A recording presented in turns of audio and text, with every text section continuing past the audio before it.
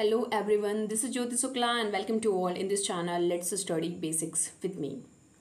So yes friends, आज मुझे एक अच्छे कुछ आर्टिकल्स मिले थे तो मुझे लगा कि आपको शेयर करना चाहिए। तो चलिए देखते हैं, बहुत ही इंटरेस्टिंग आर्टिकल्स हैं। तो ये प्लूटस आईएएस का है हैंड आउट, वो 60 हैंड आउट बनाते हैं तो मुझे मिला था। तो चलिए देखते हैं, पहला आर्टिकल जो है वो है आंगनवाड़ी स्कीम के बारे में। क्या? आंगनवाड़ी स्कीम के बारे में। तो चलिए देखते हैं क्या है आंगनवाड़ी स्कीम, ये न्यूज़ में क्यों है। ठीक है, तो the anganwadi scheme created to assist children under the age of 6 has not yet reached its full potential. तो क्या अभी न्यूज़ में आया है कि ये 6 ईयर से कम एज के लिए होता है, तो इस पर ज़्यादा अच्छे से फोकस नहीं किया जा रहा है। ठीक है, मतलब ये सही तरीके से काम नहीं कर रहा है। क्या है इसके बारे में थोड़ा सा जान लेते हैं। तो ये ICDS, ठीक है, इसका फुल फॉर्म आप देख सकते हो, इंटीग्रेटेड चाइल्ड डेवलपमेंट स्कीम। तो ये इंडिया में गवर्नमेंट, सेंट्रल गवर्नमेंट के द्वारा चलाया गया है, एक प्रोग्राम हो गया और ये स्टार्ट किया गया था, ये इंट्रोड्यूस किया गया था 2 अक्टूबर 1975 को। ठीक है, ये क्या करता है, ये डेवलपमेंट प्रोग्राम है, एक पूरे इंडिया में चलाया जाता है अर्ली चाइल्डहुड की देखभाल करने के लिए। और उसके बाद अगर हम देखें तो आपका हो जाता है, it is most important and responsible for this nation dedication to its children and nursing moms. तो ये एक नर्सिंग मोम की तरह इट मीन्स अर्ली चाइल्डहुड को देखने के लिए हो गया एक प्रोग्राम। ठीक है, इसमें क्या होता है, 0 से 6 ईयर के एज के जो बच्चे होते हैं उनके लिए जो है बेनिफिट देने का काम करता है और उन्हीं बच्चों को देखने के लिए ये आंगनवाड़ी जो है वो प्रोग्राम लाया गया है।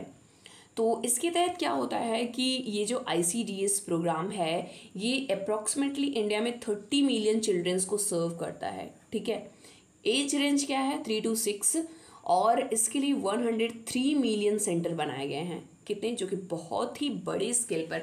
आप भी देखते होंगे कि आपके आसपास में, आपके गांव में, आपके मोहल्ले में या फिर जहाँ भी है उन जगहों पर भी जो है वो आंगनवाड़ी फीमेल्स होती हैं। ठीक है, उसे जो है चलाने का काम करती हैं। What role do parents play in the anganwadi system. तो आपको ये भी जानना है ना कि आंगनवाड़ी में पेरेंट्स का क्या रोल होता है। तो चलिए देखते हैं, parent are frequently referred to in LCDS report as beneficiaries passive reception of rations, immunization, clinic and more recently schooling। तो ये आप देख सकते हो जो कि पेरेंट्स के लिए भी इम्पॉर्टेंट रोल हो जाता है। आगे हम देखते हैं वे फॉरवर्ड, इसमें आगे क्या कुछ होना चाहिए, मतलब अभी तो जो है ही, इसमें क्या इम्प्रूवमेंट की ज़रूरत है। ठीक है, इसमें आगे क्या किया जा सकता है। So anganwadi centre might adhere to regulate daily schedule that divide time between teacher led and self directed activist and aim at restoring the development of cognitive literacy and numeracy ability। तो उसमें क्या है ना, बेसिकली जो anganwadi centres हैं या फिर जो आंगनवाड़ी की महिलाएं हैं उन्हें खुद से इन चीज़ों को रेगुलेट करना होगा। इट मीन्स इन रेगुलर होना पड़ेगा ऑन द डेली बेसिस। ठीक है, अगर वो खुद से कोऑर्डिनेट होकर के मतलब सारी चीज़ों को वो देखती है ना, तो वो बेटर तरीके से काम कर पाएगा। इसमें एक और भी इम्पॉर्टेंट चीज़ जो कि बहुत अच्छी है, उसमें ये होना चाहिए कि क्या है, ये जो एक्टिवेट हो रहा है आंगनवाड़ी 2.0 ECCE इकोसिस्टम, इसमें जो है अभिभावक भागीदारी होनी चाहिए। इट मीन्स पेरेंट्स का पार्टिसिपेशन होना चाहिए। देखो, पेरेंट्स का पार्टिसिपेशन होगा तो ही जान पाएंगे ना कि उसमें क्या चीज़ें और होनी चाहिए। ठीक है, इसके साथ ही आप यहाँ पर एक और चीज़ और देख सकते हो, फ्रिक्वेंट शिक्षा चौपाल भी लगना चाहिए। अब शिक्षा चौपाल क्या हो गया, आपका पेरेंट टीचर का गैदरिंग होनी चाहिए, पेरेंट टीचर का गैदरिंग, जिससे कि पता चल पाए, टीचर्स के द्वारा पेरेंट को पता चल पाए और पेरेंट्स के द्वारा टीचर्स को पता चल पाए सारी चीज़ों में कि बच्चे का कैसे डेवलपमेंट हो सकता है। तो ये था आपका ये आपका आंगनवाड़ी सिस्टम या आंगनवाड़ी स्कीम ICDS के बारे में। आगे चलते हैं, हम सेकंड आर्टिकल के पर आते हैं और सेकंड आर्टिकल हमारा है seeing the unseen the value of water. तो ये वैल्यू ऑफ वाटर के लिए अभी 23 अगस्त से लेकर के 1 तक यही 2022 में ही ये पूरे वीक एक वाटर जो है वाटर को लेकर के एक प्रोग्राम शेड्यूल किया गया है। और वो क्या है कि इसमें water experts, enthusiast and environmentalist will gather in Stockholm Sweden. तो कहाँ पर ये सभी लोग मीटिंग कर रहे हैं? स्टॉकहोम, जो कि स्वीडन में है, ठीक है। और ये क्या कर रहा है? वर्ल्ड वाटर वीक कॉन्फ्रेंस यहाँ पर कंडक्ट किया जा रहा है। ये जो वीक चल रहा है यानी 23 अगस्त से 1 तक वर्ल्ड वाटर वीक कॉन्फ्रेंस चलाया जा रहा है। इसमें seeing the unseen the value of water, इसका थीम जो रखा गया है वो ये है थीम, ठीक है। तो चलिए आगे चलते हैं। डिटेल्स ऑफ द कॉन्फ्रेंस, तो इस कॉन्फ्रेंस के बारे में थोड़ा सा जान लेते हैं कि क्या है ये कॉन्फ्रेंस, ठीक है। तो the conference has been organised by the Stockholm International Water Institute CV, ठीक है। तो SIWI के द्वारा इस जो है कॉन्फ्रेंस का आयोजन किया जाता है। कब से? सिंस 1991, ठीक है। ये याद रखना है, बड़ा इंपॉर्टेंट पॉइंट बन जाता है। To bring all stakeholders to at common place and discuss way to deal with the water issues, ठीक है। तो सारे लोग एक साथ मिल करके वाटर इशूज़ को डिस्कस करते हैं कि किस तरीके से हम वाटर को मेंटेन कर सकते हैं। इसमें जैसे पार्टिसिपेशन की बात करें तो NGOs हो गए, वाटर एक्टिविस्ट हो गए, रिसर्चर्स, साइंटिस्ट हो गए, बिजनेस एंथुसियास्ट हो गए, ठीक है। और भी कई तरीके के ऑर्गेनाइजेशंस जो हैं वो पार्टिसिपेट करते हैं। अब water and it's unseen value, अब वाटर की वैल्यू के बारे में तो अब सबको मालूम है कि हमारे लैंड पर जो हमारा अर्थ है, ठीक है, अर्थ पर 71% वाटर है एंड 29% जो है वो लैंड है, ठीक है। तो डिस्ट्रीब्यूशन तो बहुत ज़्यादा है, लेकिन अगर हम प्योर वाटर की बात करते हैं ना, जो पीने लायक वाटर है वो बहुत ही कम है। ये सबको मिला करके यानी अंडरग्राउंड वाटर प्लस रिवर में जो प्योर वाटर है, मतलब जो भी पानी पीने लायक हैं वो सब 71% में सिर्फ और सिर्फ 2.5% ही पीने लायक है, ठीक है। तो आप देख सकते हो कि कितनी कम अमाउंट में पानी है जो कि पीने लायक है। और बाकी हमारी बॉडी के लिए कितना इम्पॉर्टेंट होता है वो तो आप सभी लोग जानते ही हो। इसके बाद हम देखते हैं कि वाटर का कल्चर के साथ में क्या रिलेशन है हमारा, ठीक है। तो हम सभी जानते हैं कि वाटर और कल्चर का बहुत ही इंपॉर्टेंट रिलेशन है। हम लोग भगवान मानते हैं, हम लोग देवता मानते हैं, गॉड मानते हैं किसे? वाटर को। वाटर का पूजा भी किया जाता है। आप जानते हो कि डिफरेंट तरह की नदियां हैं जिसको हम बहुत ही ज़्यादा मानते हैं, जैसे हमारी गंगा नदी हो गई, गंगा, यमुना, मतलब बहुत तरह की नदियाँ, ठीक है। तो देखते हैं हम क्या है कल्चर के साथ हमारा relation. What is the most important determinant of the civilisation of humans and even in ancient time preference the human of settle was and periphery of the lake, well and river. तो क्या होता था ancient time में भी हम देख सकते हैं कि जितनी भी सिविलाइजेशंस थी, ठीक है, वो नदियों के किनारे ही थी, ठीक है। या तो वो सर्कुलर रहती थी या तो सेमी सर्कुलर पैटर्न में सेटल्ड होते थे लोग। तो लोग जो सेटल होते थे वो मोस्टली नदियों के किनारे जो है वो रहते थे। जैसे कि आप एग्जाम्पल की बात करें तो हमारा इंडस वैली सिविलाइजेशन, ठीक है। तो जो सिंधु नदी है, इंडस रिवर है, वहाँ पर हम जानते हैं कि कितना फेमस ये सिविलाइजेशन था, ठीक है। उसके बारे में हम आज भी पढ़ते हैं। ये आपका इजिप्टियन, जो कि इजिप्ट रिवर जो है, इजिप्ट जिसे हम मिस्र के भी नाम से जानते हैं। यहाँ पर नाइल रिवर जो कि वर्ल्ड की सबसे लॉन्गेस्ट रिवर है। मेसोपोटामियन जो आपका सिविलाइजेशन हो गया, तो ये सारे ही जो सिविलाइजेशंस थे वो सब वाटर बॉडी के किनारे पर थे, ठीक है। आगे हम आ जाते हैं।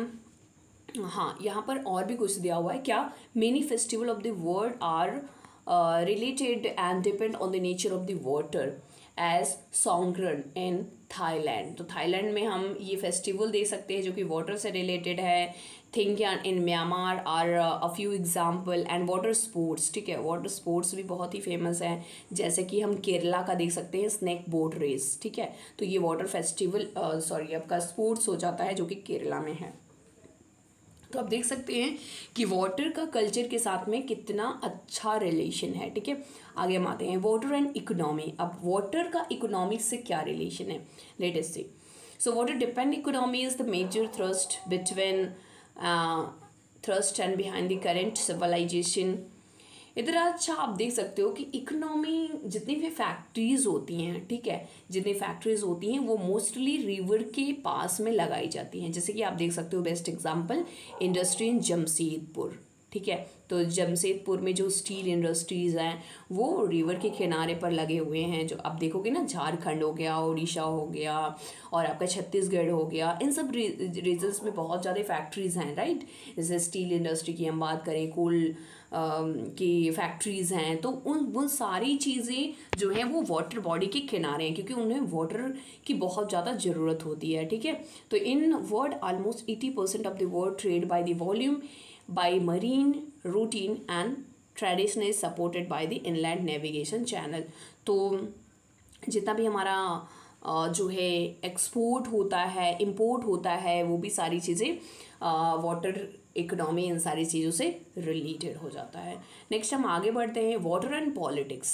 इसकी तो बात ही मत करो भाई, वाटर का पॉलिटिक्स से क्या रिलेशन है, ठीक है। तो आए दिन राजनीति होती रहती है, ठीक है। जैसे अगर हम इंडिया के अंदर की बात करें, पहले तो इंडिया के अंदर आप देखते हो कि कर्नाटक और केरला में, तमिलनाडु में जो है मेजर इशू बना रहता है कावेरी रिवर को लेकर के। कौन सी रिवर? कावेरी रिवर को लेकर के। उसी तरीके से बहुत सारी रिवर, आप तीस्ता वगैरह को देख सकते हो, ठीक है। अगर हम इंटरनेशनल लेवल पर जाएं तो हमारा इंडस, ठीक है, जो ऊपर वाले रीजन है, जम्मू कश्मीर, हिमाचल, इन सब रीजन में हम देख सकते हैं इंडस हो गया आपका, उसके साथ आपका कौन सी रिवर है, व्यास हो गया, ठीक है, व्यास, सतलज, ये सारी रिवर्स जो हो गई, रावी हो गया, इन सब को लेकर के आए दिन इंडिया और पाकिस्तान में बहुत ही ज़्यादा कंट्रोवर्सीज आती रहती है, इंडिया और पाकिस्तान में, ठीक है। तो उसका भी आप ट्रीटी वगैरह देख सकते हो। तो अभी ये कुछ ज़्यादा ही हमने यहाँ पर लिख दिया है, आगे देखते हैं। और हाँ, यहाँ पर कुछ एग्जाम्पल दिया हुआ है। कौन सा एग्जाम्पल दिया हुआ है? Rare example of the cooperation like Sankosh river treaty between India and Bhutan. तो भूटान और इंडिया के बीच में कौन सी ट्रीटी हुई है? संकोच रिवर ट्रीटी। वैसे इंडिया और पाकिस्तान में हम देख सकते हैं इंडस ट्रीटी, ठीक है, सिंधु जल समझौता जिसे हम बोलते हैं। Water and ecosystem. अब वाटर का इकोसिस्टम से क्या रिलेशन है, हमारे इन्वायरमेंट से क्या रिलेशन है? तो वो तो बहुत ही ज़्यादा रिलेशन, बहुत ही स्ट्रॉन्ग रिलेशन है। अगर वाटर नहीं रहता है तो हमारे इन्वायरमेंट पर क्या इफ़ेक्ट पड़ेगा आप समझ ही सकते हो। डिफरेंट तरीके के हम देखते हैं, फ्लड आए दिन आए रहता है, ड्रॉट होता है, ठीक है, तो किस तरीके के इफ़ेक्ट्स पड़ते हैं, तो आप कुछ इस तरीके से देख सकते हो। So this water life and every one of has take its own part to make it more equitably and sustainably available to everyone. Flora and fauna government are taking their part seriously now with new exceptions and conference like this rare. These are real breeding ground for water changes. So इस तरीके से आप देख सकते हो कि मतलब सभी को ये एक्शंस लेने पड़ेंगे। ऐसा नहीं कि सिर्फ और सिर्फ गवर्नमेंट ही सब कुछ करेगी, ठीक है। तो गवर्नमेंट क्या कर सकती है? गवर्नमेंट नए नए स्कीम्स ला सकती है, लेकिन करना तो जो है, जो वहाँ के सिविलियन है उन्हीं को करना पड़ता है। नेक्स्ट हम थर्ड आर्टिकल पर चलते हैं, ठीक है। थर्ड आर्टिकल है हमारा टोमेटो फ्लू। भाई अभी कोविड नहीं गया था कि नए नए डिसीजेस हमें देखने को मिलते रहते हैं हमेशा ही। तो देखते हैं ये क्या है टोमेटो फ्लू, इसका नाम क्यों पड़ा है tomato flu. So tomato flu एक बेसिकली एक फीवर है, is a rare contagious disease of viral nature in humans. तो क्या है ये? किसी के भी कॉन्टेक्ट में आने पर हो जाता है, एक वायरल डिसीज़ है। इट इज़ कॉज्ड कोक्साकीवायरस A16, ठीक है। तो ये वायरस का नाम हो गया। It belongs to enterovirus family and it has been called tomato virus. Why? Because of the symptoms include small grapes like blisters. So इसमें क्या हो जाता है कि small grape like blister देखने को मिलता है हमारे स्किन पर, ठीक है। रेड टोमेटो लाइक वो हो जाते हैं, तो इस वजह से इसका नाम दे दिया गया है क्या? Tomato flu.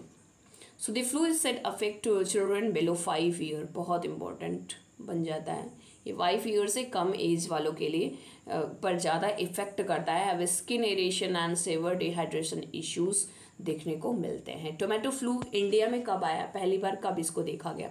तो ये केरला में 6 मई 2022 में पहली बार इसको देखा गया, रिपोर्ट किया गया था। कहाँ पर? केरला के कोल्लम में, ठीक है, कोल्लम डिस्ट्रिक्ट में। और उसके बाद फिर 3 और भी स्टेट, तमिलनाडु, हरियाणा और उड़ीसा में भी देखे गए हैं। अब इसका सिम्टम क्या है, ठीक है, उसको देख लेते हैं। सिम्टम में लार्ज रेड कलर जो हमने पहले देखा, स्पेरिकल ब्लिस्टर्स हो जाते हैं पूरे बॉडी पर, ठीक है, बॉडी पेन होता है, टायर्डनेस फील होता है, रैसेस हो जाते हैं, नोजिया फीलिंग होती है, वोमिटिंग आती है, डिहाइड्रेशन होता है, हाई ग्रेड का फीवर हो जाता है, आपको swollen and painful joints, frequent coughing, ये सारी चीज़ें ही इसके सिम्टम्स हैं, ठीक है। अगर ऐसा कुछ भी किसी को दिखता है ना तो उसको तुरंत डॉक्टर से मिलना चाहिए। कॉजेज़ क्या है? कॉज देखो बेसिकली इसका ना कुछ बताया नहीं गया है, अभी कुछ अच्छे से पता नहीं चल पाया है। जस्ट अ सेकेंड, ठीक है, हाँ। तो क्या है exact cause of infection is still undisclosed, ठीक है, तो नहीं पता किया गया जा सका है अभी तक। तो आगे चलते हैं। अभी देख सकते हो इस tomato flu contagious space infection, तो आप सभी को मालूम है कि हाँ ये कांटेक्ट में आने पर फैलता है। ट्रीटमेंट क्या है? ट्रीटमेंट के लिए जब पता ही नहीं चला है रीज़न, तो कैसे ट्रीटमेंट हो सकता है? तो क्या है, सेल्फ लिमिटेशन इन्फेक्शन डिसीज़ हो गया। इसमें आपको साइन पता कर लेना है, सिम्टम्स आपको जान लेने हैं, और उसके बाद आपको आइसोलेट कर लेना है, रेस्ट करना है, plenty of fluids and water, ये सारी चीज़ें जो है आपको यूज़ करनी है, ठीक है। प्रिवेंशंस, तो प्रिवेंशन में वही आपका आइसोलेशन और थोड़ा सा अपने हेल्थ को मेंटेन करके रखे, आदमी सफाई वगैरह करे, तो ये था आपका पूरा।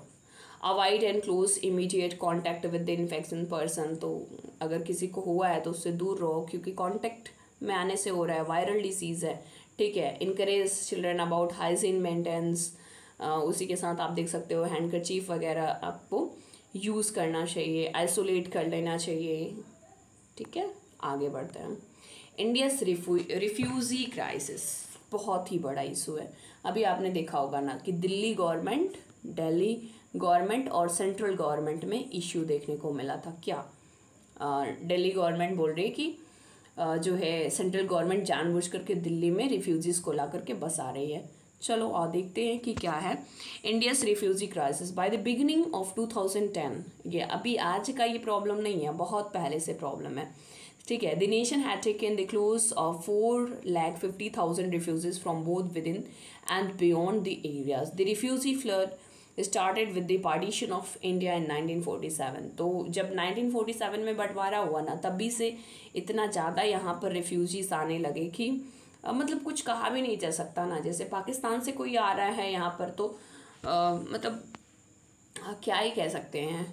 वहाँ से अगर कोई बेघर होकर के यहाँ पर आया तो था तो वो अपने ही कंट्री का ना, लेकिन उससे भी बड़े बड़े प्रॉब्लम्स हमें देखने को मिलते हैं। कब? India did not ratified either the 1967, एक ना प्रोटोकॉल हुआ था रिफ्यूजीज़ के लिए 1967 प्रोटोकॉल, लेकिन इंडिया ने उसको रेटिफाई नहीं किया है, ठीक है, उस पर हस्ताक्षर नहीं किया है। Reputation of refugees for 1951 refugee conference भी इसमें होता है। India has no law governing refugee, ये सबसे बड़ी प्रॉब्लम है। इंडिया के पास कोई रूल्स नहीं है, कोई लॉ नहीं बनाया गया है, ठीक है, रिफ्यूजीज को हैंडल करने के लिए, तो इसीलिए इतनी ज़्यादा प्रॉब्लम्स देखने को मिलती हैं। What's India current legal framework, तो इंडिया का क्या करेंट में क्या क्या कोई नियम कानून है, कोई लॉज है रिफ्यूजीज को हैंडल करने के लिए? तो देखते हैं क्या है।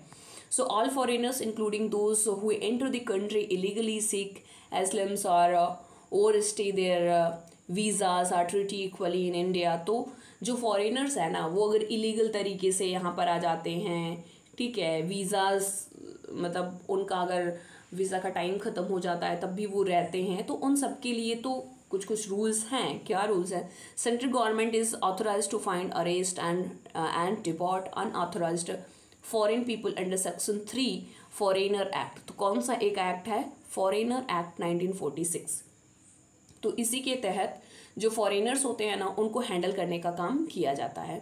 उसके अलावा और भी कुछ है, क्या है, हमारे कॉन्स्टिट्यूशन में, हमारा जो कॉन्स्टिट्यूशन है उसमें आर्टिकल 258(1) में भी एक क्लॉज दिया हुआ है जिसमें इलीगल तरीके से कोई भी अगर फॉरेनर आता है तो उसको बाई फोर्स हटाया जा सकता है, ठीक है। उसके अलावा एक और भी है, passport entry into India act, जो कि 1920 में बना था। तो देख सकते हो कि रिफ्यूजी के नाम से कोई एक्ट नहीं बना है, ठीक है, फॉरेनर को लेकर के एक्ट बना है, पासपोर्ट को लेकर के बना है, हमारे कॉन्स्टिट्यूशन में यहाँ पर भी फॉरेनर के नाम से दिया गया है। तो ये सब एक्ट हैं और इसी से हम उसको डील करते हैं, ठीक है। आगे, all foreign national except Indian citizen living abroad entering India long term visa more than 180 day required law register with the registration 14 days। तो अब ये सब हम देख सकते हैं कि जो रजिस्ट्रेशन वगैरह होता है उनका क्या टाइम पीरियड होता है और वो कैसे रह सकते। तो ये हो गया आपका फॉरेनर्स एक्ट 1939। बाकी आप सिटीज़न एक्ट आप देख सकते हो, जो आपका CAA था, अभी लास्ट कुछ ईयर में बहुत ज़्यादा इसका इश्यूज देखने को मिला था, ठीक है। ये सिटीज़न अमेंडमेंट एक्ट जिसे आप CAA बोलते हो ना, 2019 CAA में अमेंडमेंट हुआ था ना, तो उसको लेकर के बहुत ज़्यादा प्रॉब्लम क्रिएट हुई थी। बहुत पूरे इंडिया भर में बहुत ज़्यादा झगड़े फसाद सब देखने को मिले थे। बांग्लादेश, पाकिस्तान, अफ़गानिस्तान और हिंदू, क्रिश्चियन, जैन, पारसी, बुद्धिस्ट, तो इन सब के सिटीजनशिप को लेकर के इसमें बात करी गई है, जो भी है, ठीक है। आगे चलते हैं हम। अब How are the refugee faring in India? तो यहाँ पर भी देख सकते हो, since gaining its independence, India has taken many different refugees group from neighbors including Pakistan, partisan refusing in 1947। तो 1947 में बहुत सारे रिफ्यूजी इंडिया में आए। Tibetan migrates who came into 1959। तो तिब्बत में हम लोग को मालूम है कि तिब्बत में चाइना का इतना ज़्यादा जो है प्रकोप छाया रहता है कि तिब्बत के लोग भी भाग भाग करके इंडिया आ जाते हैं। उसके अलावा 1960 में Chakma and Hajong from modern day of Bangladesh, तो बांग्लादेश से भी उठ उठ करके सब भाग के यहाँ आ जाते हैं। इन 1965 एंड 1971 बांग्लादेशी रिफ्यूज़ी जब पार्टीशन हुआ पाकिस्तान का, दोबारा से बांग्लादेश जब बना, तब भी बहुत सारे रिफ्यूज़ी यहाँ पर आए। तमिल फ्रॉम श्रीलंका हो फ्लीड ड्यूरिंग 1980। तो श्रीलंका से भी जो तमिलियंस श्रीलंका गए थे वहाँ से भी यहाँ पर आ गए, तो उनका भी घर परिवार नहीं रहा, तो वो भी रिफ्यूज़ी बन करके इंडिया में रहने लगे। The most recent refugee from Myanmar are Rohingya. Rohingya का प्रॉब्लम ना बहुत पुराना है, और जो प्रेजेंट टाइम में प्रॉब्लम चल रहा है ना, जो सेंट्रल और स्टेट गवर्नमेंट को लेकर के झगड़ा चल रहा है, वो रोहिंग्यास को भी लेकर के चल रहा है। रोहिंग्यास कहाँ के हैं? ये बेसिकली म्यांमार के हैं, और ये इनको म्यांमार गवर्नमेंट जो है वो शरण नहीं दे रहा है, तो ये दूसरे कंट्रीज़ में जा करके रहते हैं। आगे, why does India, just a second, थोड़ा सा नीचे आ गया, हम ऊपर चलते हैं।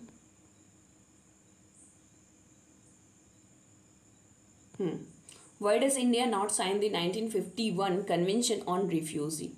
तो क्यों नहीं साइन किया भाई 1951 में?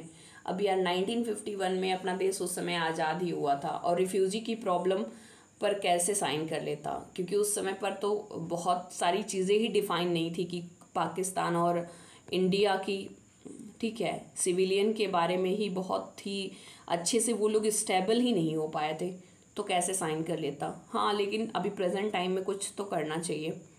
What difficulty do refugee in India face? तो इंडिया को क्या प्रॉब्लम हो रही है भाई रिफ्यूजीज से? बहुत प्रॉब्लम हो रही है। इंडिया में वैसे ही इतना ज़्यादा जो है पॉपुलेशन है, हाँ, और ऊपर से अगर ये भी आ जाएंगे तो कैसे होगा, कैसे हो पाएगा? वैसे ही इतने गरीब भरे पड़े हैं, रिफ्यूजी ऊपर से आ गए तो और भी दिक्कत होगी ना। What should be the next step? क्या स्टेप होना चाहिए? Equitable and effectively registration procedure, ठीक है, क्या रजिस्ट्रेशन प्रोसीजर हो जाए ना, मतलब जो आ रहा है ना वो लीगल तरीके से रहे ना, ऐसा नहीं है ऐसे ओवरफ्लो नहीं होना चाहिए। Procedure for determining status and should be made more equitable and effective while strengthening or maintaining standard in registration and identification।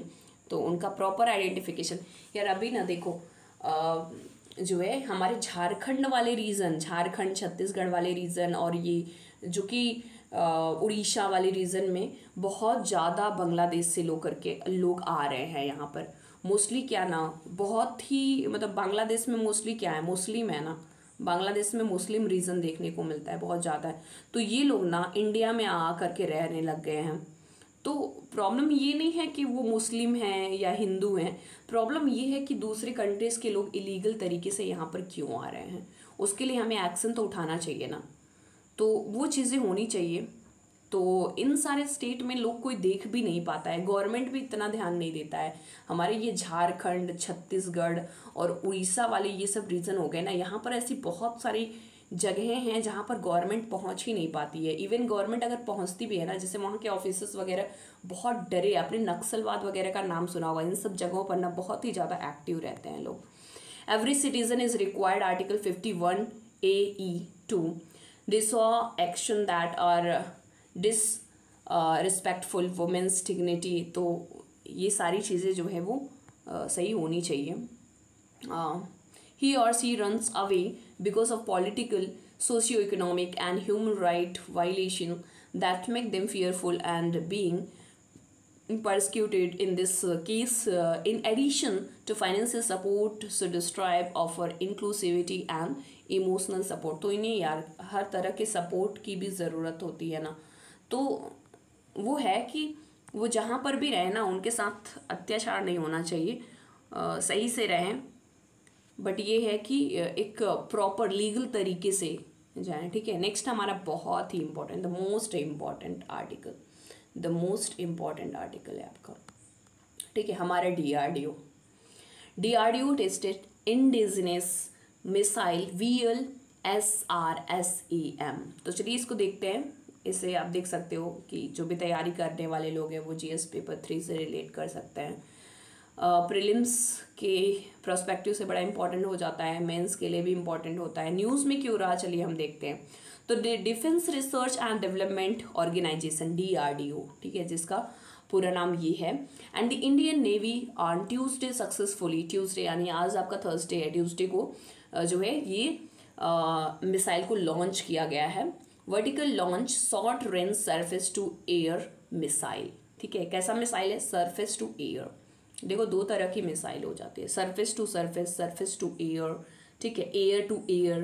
तो 2 से 3 तरह के आप बेसिकली मिसाइल्स देख सकते हो जो कि इंडिया में लॉन्च होते रहते हैं।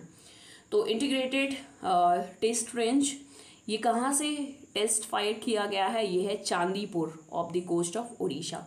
इसे मैप पर भी देख सकते हो, ये है हमारा उड़ीसा वाला रीजन, ठीक है। उड़ीसा में यहाँ पर जो है चांदीपुर है और यहीं पर टेस्ट फायर किया गया है ये।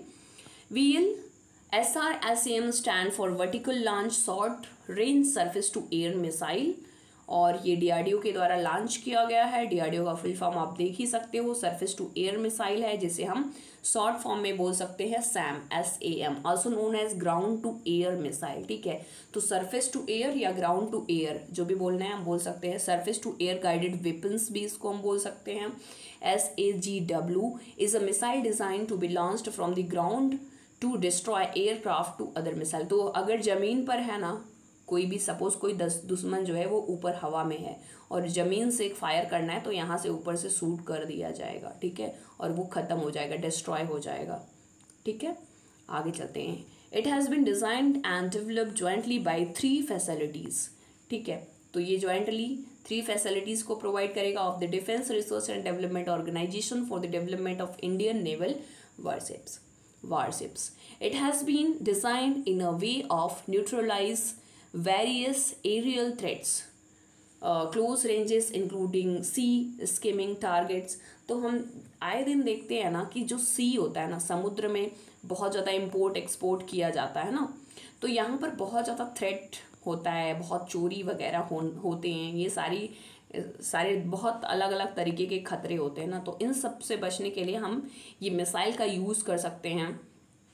यहाँ पर और भी कुछ इंपॉर्टेंट दिया गया है, यहाँ हम देख लेते हैं। Sea skimming is a technique many anti-ship missile and some fighter or strike aircraft use to avoid radar and infrared detections. तो हम इसे जो है अवॉइड कर सकते हैं। डिज़ाइन ऑफ, अब इसकी डिज़ाइनेशन को थोड़ा सा देख लेते हैं कि किस तरीके से ये डिज़ाइन किया गया था। तो the design of VLSR-SM is based on the Astra missile which is beyond visual range air to air missile. तो ये अस्त्र मिसाइल पर बेस्ड है। अस्त्र मिसाइल जो कि पहले ही बन चुका है, इसका जो फुल फॉर्म हो जाता है वो आपका हो जाता है visual range air to air missile है ये। Astra weapon is India's first air to air all weather beyond visual range active radar. तो ये अस्त्र वेपन जो है, जो अस्त्र है, वो इंडिया का पहला एयर टू एयर रडार है। ठीक है, हर वेदर में काम करने वाला कौन? अस्त्र। ठीक है, तो ये आप देख सकते हो जो कि DRDO ने बनाया है। उसके बाद हम थोड़ा सा आगे चलते हैं। ये सारे टारगेट्स वगैरह आप देख सकते हो। 40 to 50 किलोमीटर एल्टीट्यूड पर ये जो है वो काम कर सकता है। What are the features? तो फीचर्स में आप देख सकते हो आपके ये सारे फीचर्स हो गए। आगे हम चलते हैं। सिग्निफिकेंस थोड़ा सा, this favourable result all will further intensify the defence capability of Indian naval ship against aerial threats. इसके बाद डिफेंस मैकेनिज्म आप देख सकते हो। What is DRDO? थोड़ा सा चलिए DRDO के बारे में जान लेते हैं। सो DRDO is the R&D wing of ministry of defence under the government of India with the perception of empower India with the cutting edge defense technology and a mission to achieve self-reliance in critical defense technologies and system while equipping our armed force with the state-of-the-art weapons system and equipment in the accordance with the requirement laid down by the three services। तो DRDO जो कि एक Indian government का एक defence ministry के अंतर्गत आता है, जिसे हम R&D मिनिस्ट्री के अंतर्गत हम कह सकते हैं। और इसका जो टैग लाइन है वो क्या है? बहुत इंपॉर्टेंट है। क्या है आपका? बलस्य, ठीक है, बालस्य मूलम विज्ञानम, ये है इसका टैग लाइन। किसका? DRDO का। तो ये चीज़ें आप देख सकते हो। आगे हम चलते हैं। DRDO was formed in 1958। कब बनाया गया था ये? 1958 में। तो ये था हमारा पूरा आर्टिकल। नेक्स्ट है हमारा लास्ट, जुपिटर्स न्यू इमेज। तो अभी जुपिटर का नया इमेज देखने को मिला है। चलिए देखते हैं किस तरीके का ये इमेज आया है। What is in news? तो कुछ नया तो हुआ होगा ना, तभी तो ये न्यूज़ में है। तो देखते हैं। NASA has clicked new image of Jupiter. तो नासा जो है वो कहाँ का ऑर्गेनाइजेशन है? ये है USA का। तो इसने एक नया इमेज जो है वो दिखाया है। किसका? जुपिटर का। ठीक है, the James web space telescope. तो ये टेलीस्कोप का नाम हो गया। इसी टेलीस्कोप ने नया इमेज जो है वो नया पिक्चर क्लिक करके दिया है। अब देखते हैं things to know about Jupiter. ये आप देख सकते हो जुपिटर का जो है picture. Jupiter is the 5th planet in our solar system. तो हमें सोलर सिस्टम के बारे में मालूम है। ये 5वां प्लैनेट है according to the distance of the sun. By far the largest planet in the solar system, more than twice as big as all the other planet combined. तो बहुत ही बड़ा है। आप देख सकते हो, आप सारे यहाँ पर नाम देख सकते हो। Jupiter, Saturn, Uranus, Neptune are also known as jovian or gas giant planet. ठीक है, क्योंकि ये थोड़े से बड़े होते हैं। यहाँ पर गैसेस जो है वो बहुत ज़्यादा होता है। Jupiter iconic great red spot is a giant storm bigger than Earth that has raged for hundreds of years, and Jupiter complete its single day in 10 hour called Jovian day। ठीक है, तो जुपिटर जो है वो ये आप देख सकते हो। जोवियन डे जो हो गया वो 10 आवर का हो गया, जिसमें वो कंप्लीट करता है अपने ही एक्सेस को। Next about 12 earth year. Just a second, I am going to raise this one. Now here you can see, yes, take about 12 earth year to complete one orbit the sun called a Jovian year। तो Jovian year क्या है? ये इसका पूरा complete करने का, यानी ये सन के चारों तरफ ये मूव कर लेता है, वो आपका हो गया जोवियन ईयर। ठीक है। Jupiter has a maximum number of moon in that is natural. अच्छा, सबसे ज़्यादा नहीं है, मैक्सिमम तो है, ठीक है। Natural satellite more than 75 moon, तो 75 मून से ज़्यादा इसके नेचुरल सैटेलाइट हैं। Jupiter's four largest moon are called the, यहाँ पर इसके 4 जो लार्जेस्ट मून है उसके बारे में भी दिया गया है, इसको आप देख सकते हो। आगे हम चलते हैं, थोड़ा सा इसको जल्दी जल्दी ख़त्म करते हैं, काफ़ी लंबा हो गया है ये वीडियो। आप जुपिटर का ये नया इमेज देख सकते हो, वो वाला पुराना इमेज था, ठीक है। Till now the image of Jupiter has always been the same yellowish range and gender sphere, but the latest image of the जो अभी जो नया इमेज जो कैप्चर किया गया है जेम्स वेब टेलीस्कोप के द्वारा, so the planet a very, ठीक है, just a second, a very different अवतार, ठीक है। तो डिफरेंट अवतार में आप देख सकते हो, मतलब नया लुक देख सकते हो इसका। A greenish blue view of Jupiter, ठीक है। तो अभी जो नया जो कलर देखने को मिला है वो कैसा दिख रहा है, ग्रीनिश ब्लू व्यू, ठीक है। लेटेस्ट इंफ्रारेड इमेज, तो इससे इस टेलीस्कोप के द्वारा नया इमेज जो है वो देखने को मिला है। आगे हम चलते हैं, अब इस टेलीस्कोप के बारे में थोड़ा सा जान लेते हैं ना, जिस टेलीस्कोप ने नया इमेज दिखाया है। सो James Webb space telescope is a large infrared telescope. It is design by the way that it can study every phase in the history of the universe. तो ये जो है टेलीस्कोप, इसने यूनिवर्स की हिस्ट्री को बताया है, यानी यूनिवर्स कैसे बना है, उन सारी चीज़ों को एक्सप्लोर करने का काम किया है ये जेम्स वेब टेलीस्कोप, ठीक है। तो इसे डेवलप किया गया है नासा के द्वारा। आगे हम चलते हैं। So the telescope was launched to space on December 25, 2021 in Ariane ECA rocket from the French Guiana, South America. तो ये साउथ अमेरिका में है, फ्रेंच गुयाना, ठीक है।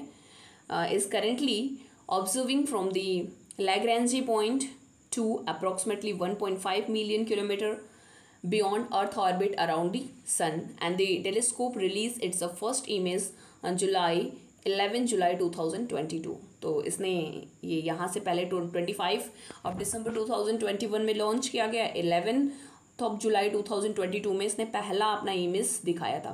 What are the main objective of the James Webb telescope, तो इसका main objective क्या है थोड़ा सा देख लेते हैं। It is to find first galaxy formed after big bang. तो इसने बिग बैंग के बाद जो फर्स्ट गैलेक्सी इसने दिखाया था, ठीक है, फर्स्ट गैलेक्सी के बारे में इसने बताया था। जस्ट अ सेकेंड, ये काफ़ी ज़्यादा जूम हो गया है, यस। अभी आप आगे देख सकते हो। It is to calculate determine how galaxy evolve from the earlier formation and star formation के स्टेजेस को इसने बताया था। कौन ये टेलीस्कोप ने, ठीक है। अभी नासा के बारे में थोड़ा सा जान लेते हैं। नासा, तो the national aeronautics and space administration in America civil space programme है global leader in space exploration. तो ये स्पेस को एक्सप्लोर करने का काम करता है। इसका हेड क्वार्टर कहाँ है, ये कब बनाया गया था, 1958 में। इसका हेड क्वार्टर जो है वो है वॉशिंगटन DC USA में है, ठीक है, वॉशिंगटन, जो कि USA का कैपिटल भी है। इसका मेन ऑब्जेक्टिव आप यहाँ पर देख सकते हैं, ठीक है, to explain human knowledge of space and space related technology innovation, ठीक है, एंड क्या डेवलप करना, carry both equipment and living organism into space and coordinate with the international space agency. तो इंटरनेशनल स्पेस एजेंसीज के साथ में coordinate करके नई नई चीज़ों को खोजना, ठीक है। तो ये इसका मेन ऑब्जेक्टिव हो जाता है। तो इसी के साथ ये जो है आर्टिकल्स का पूरा फाइल, ये PDF जो है वो ख़त्म हुआ। हमने ये सारी चीज़ें डिस्कस किया। आई होप आपको ये चीज़ अच्छी लगी होगी, नॉलेजेबल लगा होगा। और ये अगर नॉलेजेबल लगा है और आपको लगता है कि हमें इस तरीके का सेशन और भी मिलना चाहिए, तो सेशन को ज़्यादा से ज़्यादा लोगों को शेयर करना, सब्सक्राइब करना और कमेंट करके बताना कि कैसा लगा, ठीक है। तो मिलते हैं किसी नए और इंटरेस्टिंग सेशन में। Goodbye and take care.